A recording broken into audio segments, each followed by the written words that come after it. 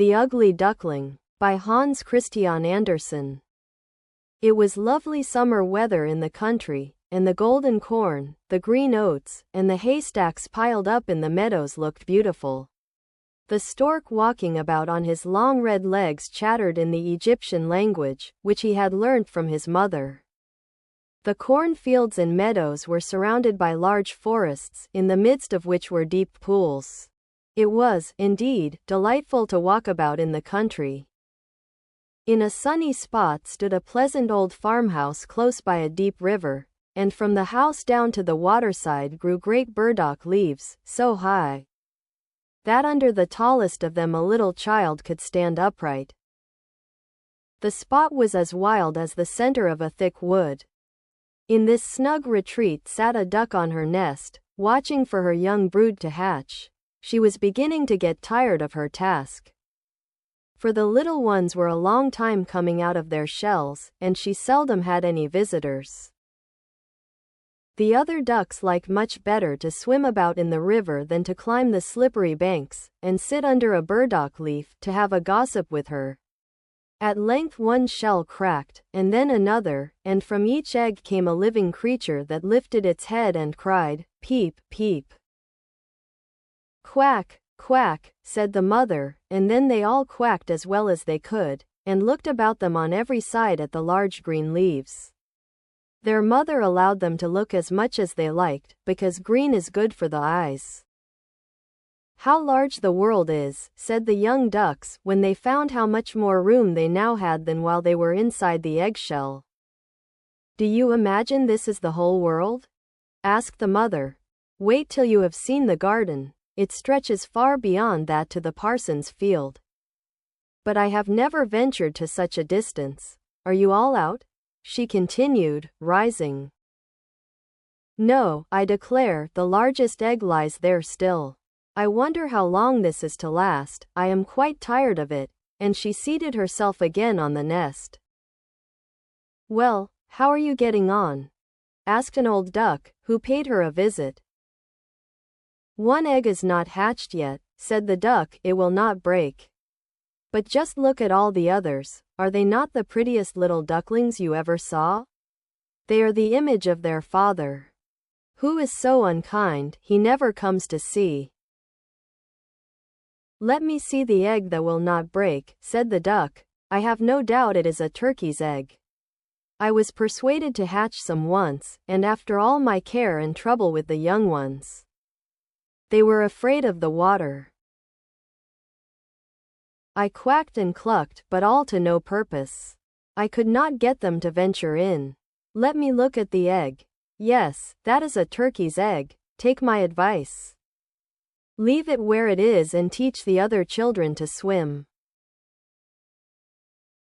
I think I will sit on it a little while longer," said the duck. "As I have sat so long already, a few days will be nothing." "Please yourself," said the old duck, and she went away. At last the large egg broke, and a young one crept forth crying, "Peep, peep." It was very large and ugly. The duck stared at it and exclaimed, "It is very large and not at all like the others. I wonder if it really is a turkey. We shall soon find it out, however, when we go to the water.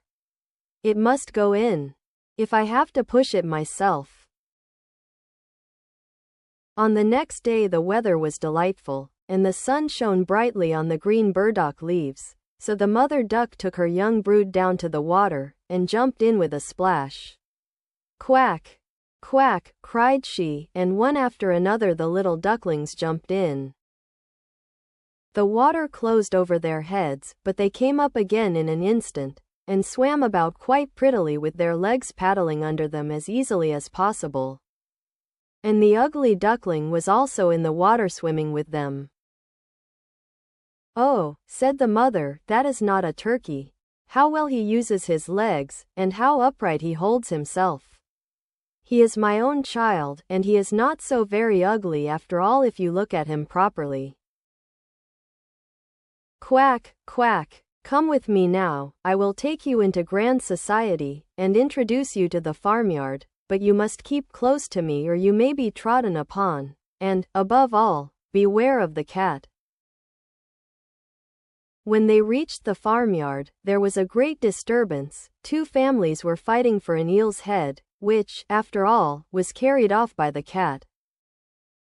"See, children, that is the way of the world," said the mother duck, wetting her beak, for she would have liked the eel's head herself. "Come, now, use your legs, and let me see how well you can behave. You must bow your heads prettily to that old duck yonder. She is the highest born of them all, and has Spanish blood, therefore she is well off. Don't you see she has a red flag tied to her leg, which is something very grand, and a great honor for a duck. It shows that everyone is anxious not to lose her, as she can be recognized both by man and beast. Come, now, don't turn your toes." A well-bred duckling spreads his feet wide apart, just like his father and mother, in this way. Now bend your neck, and say, "Quack." The ducklings did as they were bid, but the other ducks stared, and said, "Look, here comes another brood, as if there were not enough of us already. And what a queer-looking object one of them is. We don't want him here," and then one flew out and bit him in the neck. "Let him alone," said the mother, "he is not doing any harm." "Yes, but he is so big and ugly," said the spiteful duck, "and therefore he must be turned out." "The others are very pretty children," said the old duck, with the rag on her leg, "all but that one. I wish his mother could improve him a little." "That is impossible, your grace," replied the mother. "He is not pretty, but he has a very good disposition, and swims as well or even better than the others. I think he will grow up pretty, and perhaps be smaller. He has remained too long in the egg, and therefore his figure is not properly formed." And then she stroked his neck and smoothed the feathers, saying, "It is a drake, and therefore not of so much consequence. I think he will grow up strong, and able to take care of himself." "The other ducklings are graceful enough," said the old duck. "Now make yourself at home, and if you can find an eel's head, you can bring it to me." And so they made themselves comfortable, but the poor duckling, who had crept out of his shell last of all, and looked so ugly, was bitten and pushed and made fun of, not only by the ducks, but by all the poultry. "He is too big," they all said, and the turkey-cock, who had been born into the world with spurs, and fancied himself really an emperor, puffed himself out like a vessel in full sail, and flew at the duckling, and became quite red in the head with passion, so that the poor little thing did not know where to go, and was quite miserable because he was so ugly and laughed at by the whole farmyard. So it went on from day to day till it got worse and worse. The poor duckling was driven about by everyone. Even his brothers and sisters were unkind to him, and would say, "Ah, you ugly creature, I wish the cat would get you," and his mother said she wished he had never been born. The ducks pecked him, the chickens beat him, and the girl who fed the poultry kicked him with her feet. So at last he ran away, frightening the little birds in the hedge as he flew over the paling. "They are afraid of me because I am ugly," he said. So he closed his eyes and flew still farther, until he came out on a large moor, inhabited by wild ducks. Here he remained the whole night, feeling very tired and sorrowful. In the morning, when the wild ducks rose in the air, they stared at their new comrade. "What sort of a duck are you?" they all said, coming round him. He bowed to them, and was as polite as he could be, but he did not reply to their question. "You are exceedingly ugly," said the wild ducks. "But that will not matter if you do not want to marry one of our family." Poor thing! He had no thoughts of marriage. All he wanted was permission to lie among the rushes, and drink some of the water on the moor.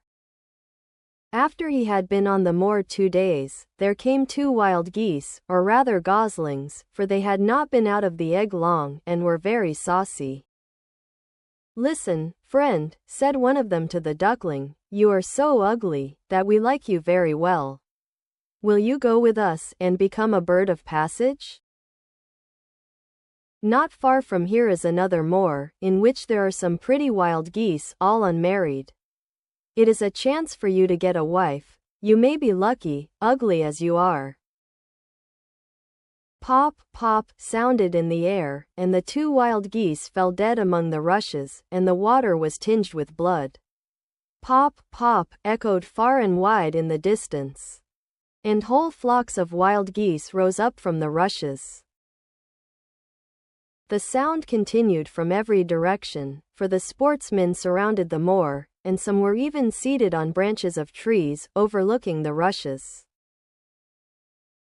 The blue smoke from the guns rose like clouds over the dark trees, and as it floated away across the water, a number of sporting dogs bounded in among the rushes, which bent beneath them wherever they went. How they terrified the poor duckling!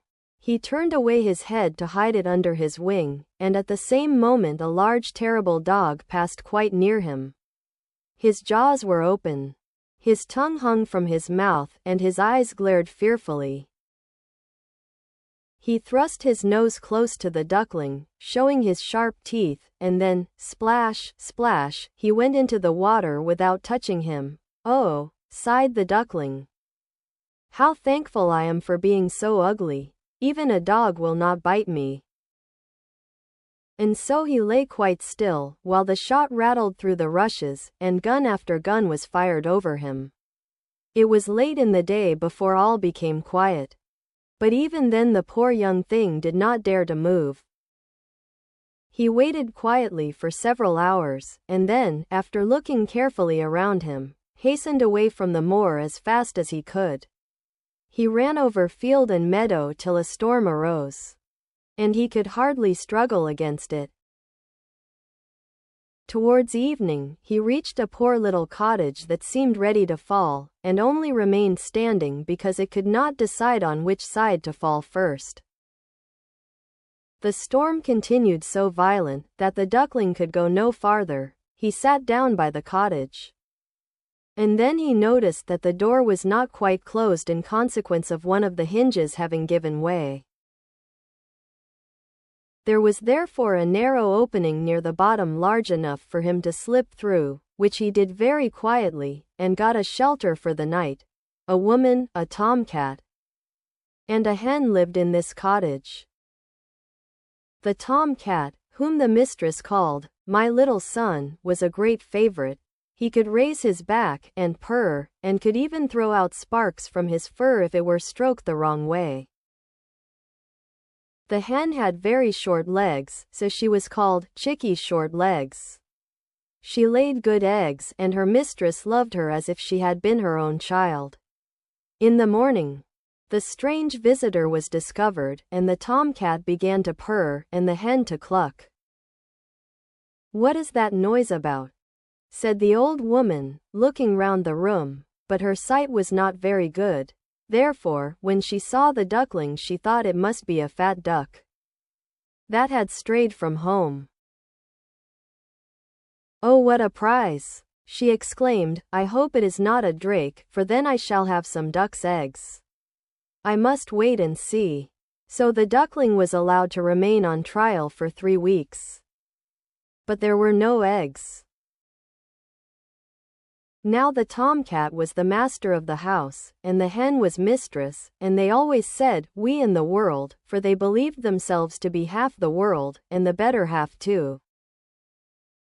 The duckling thought that others might hold a different opinion on the subject, but the hen would not listen to such doubts.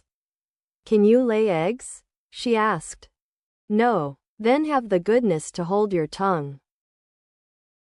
"Can you raise your back, or purr, or throw out sparks?" said the tomcat. "No." "Then you have no right to express an opinion when sensible people are speaking." So the duckling sat in a corner, feeling very low-spirited, till the sunshine and the fresh air came into the room through the open door. And then he began to feel such a great longing for a swim on the water, that he could not help telling the hen. "What an absurd idea," said the hen. "You have nothing else to do, therefore you have foolish fancies. If you could purr or lay eggs, they would pass away." "But it is so delightful to swim about on the water," said the duckling, "and so refreshing to feel it close over your head, while you dive down to the bottom." "Delightful, indeed," said the hen. "Why, you must be crazy. Ask the cat, he is the cleverest animal I know. Ask him how he would like to swim about on the water, or to dive under it. For I will not speak of my own opinion. Ask our mistress, the old woman. There is no one in the world more clever than she is. Do you think she would like to swim, or to let the water close over her head?" "You don't understand me," said the duckling. "We don't understand you? Who can understand you, I wonder? Do you consider yourself more clever than the cat, or the old woman? I will say nothing of myself. Don't imagine such nonsense, child, and thank your good fortune that you have been received here. Are you not in a warm room, and in society from which you may learn something? But you are a chatterer, and your company is not very agreeable. Believe me, I speak only for your own good. I may tell you unpleasant truths, but that is a proof of my friendship. I advise you, therefore, to lay eggs, and learn to purr as quickly as possible." "I believe I must go out into the world again," said the duckling. "Yes, do," said the hen. So the duckling left the cottage, and soon found water on which it could swim and dive, but was avoided by all other animals, because of its ugly appearance. Autumn came, and the leaves in the forest turned to orange and gold. Then, as winter approached, the wind caught them as they fell and whirled them in the cold air. The clouds, heavy with hail and snowflakes, hung low in the sky, and the raven stood on the ferns crying, "Croak! Croak!" It made one shiver with cold to look at him. All this was very sad for the poor little duckling. One evening, just as the sun set amid radiant clouds, there came a large flock of beautiful birds out of the bushes. The duckling had never seen any like them before. They were swans, and they curved their graceful necks, while their soft plumage shone with dazzling whiteness. They uttered a singular cry as they spread their glorious wings and flew away from those cold regions to warmer countries across the sea. As they mounted higher and higher in the air, the ugly little duckling felt quite a strange sensation as he watched them. He whirled himself in the water like a wheel, stretched out his neck towards them, and uttered a cry so strange that it frightened himself. Could he ever forget those beautiful, happy birds? And when at last they were out of his sight, he dived under the water, and rose again almost beside himself with excitement. He knew not the names of these birds, nor where they had flown, but he felt towards them as he had never felt for any other bird in the world. He was not envious of these beautiful creatures, but wished to be as lovely as they. Poor ugly creature, how gladly he would have lived even with the ducks had they only given him encouragement. The winter grew colder and colder. He was obliged to swim about on the water to keep it from freezing, but every night the space on which he swam became smaller and smaller. At length it froze so hard that the ice in the water crackled as he moved, and the duckling had to paddle with his legs as well as he could, to keep the space from closing up. He became exhausted at last, and lay still and helpless, frozen fast in the ice. Early in the morning, a peasant, who was passing by, saw what had happened. He broke the ice in pieces with his wooden shoe, and carried the duckling home to his wife. The warmth revived the poor little creature, but when the children wanted to play with him, the duckling thought they would do him some harm, so he started up in terror, fluttered into the milk pan, and splashed the milk about the room. Then the woman clapped her hands, which frightened him still more. He flew first into the butter cask, then into the meal tub, and out again. What a condition he was in! The woman screamed, and struck at him with the tongs. The children laughed and screamed, and tumbled over each other, in their efforts to catch him, but luckily he escaped. The door stood open. The poor creature could just manage to slip out among the bushes, and lie down quite exhausted in the newly fallen snow. It would be very sad, were I to relate all the misery and privations which the poor little duckling endured during the hard winter, but when it had passed, he found himself lying one morning in a moor amongst the rushes. He felt the warm sun shining, and heard the lark singing, and saw that all around was beautiful spring. Then the young bird felt that his wings were strong, as he flapped them against his sides, and rose high into the air. They bore him onwards until he found himself in a large garden, before he well knew how it had happened. The apple trees were in full blossom, and the fragrant elders bent their long green branches down to the stream which wound round a smooth lawn. Everything looked beautiful, in the freshness of early spring. From a thicket close by came 3 beautiful white swans, rustling their feathers, and swimming lightly over the smooth water. The duckling remembered the lovely birds, and felt more strangely unhappy than ever. "I will fly to those royal birds," he exclaimed, "and they will kill me, because I am so ugly, and dare to approach them.